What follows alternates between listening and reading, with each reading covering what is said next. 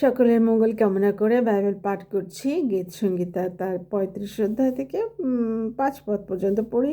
সদাপ্রভু, যাহারা আমার সঙ্গে বিবাদ করে তাহাদের সহিত বিবাদ করো, যাহারা আমার সঙ্গে যুদ্ধ করে তাহাদের সহিত যুদ্ধ করো। তুমি ঢাল ও ফলক ধারণ করো, আমার সাহায্যের জন্য দণ্ডায়মান হও, বর্ষা ধরো। আমার তাড়নাকারীদের সম্মুখে পথ রুদ্ধ করো। আমার প্রাণকে বলো, আমি তোমার পরিত্রাণ।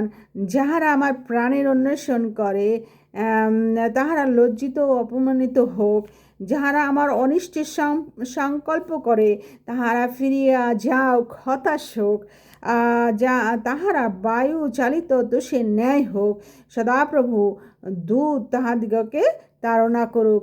এই যে 35 অধ্যায়টা পুরোটা আপনি পড়বেন, দেখবেন যখন আপনাকে অন্যরা তাড়না করে, কিংবা অন্যরা বলতে কি যা মন্দ আত্মা, যে শয়তানের আত্মা, দেখবেন আপনাকে তাড়না করেছে।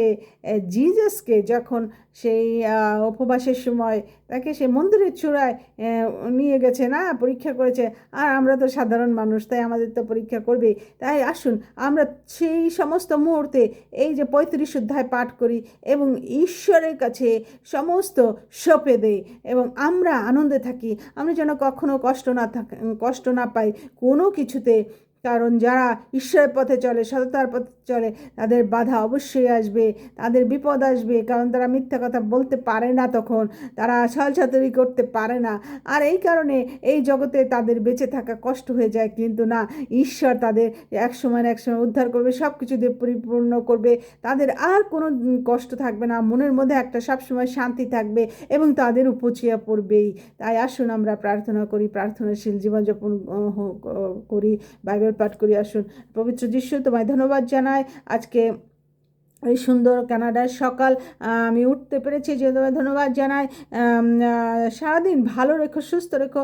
সবচেয়ে বড় মিরাকল যে শ্বাস প্রশ্বাস করতে পারছি, এইভাবে পৃথিবীতে যাদেরকে বাঁচিয়ে রেখেছো সবাইকে ভালো রাখো, সুখে রাখো, শান্তিতে রাখো। এই প্রার্থনা ত্রাণকর্তা মুক্তিদাতা প্রভু যীশু খ্রিস্টের নামে চাই, তুমি নিজ গুরু শ্রবণ এবং গ্রাহ্য করো। আমেন।